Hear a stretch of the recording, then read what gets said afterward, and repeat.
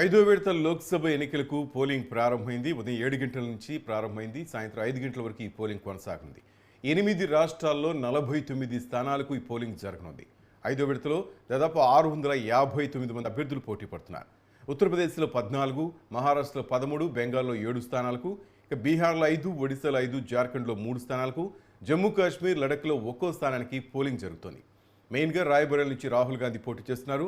లక్నో నుంచి రాజ్నాథ్ సింగ్, అమేథీ నుంచి స్మృతి ఇరానీ, కైసర్గంజ్ నుంచి బ్రిజ్భూషణ్ కుమార్ కరణ్ పోటీ చేస్తున్నారు.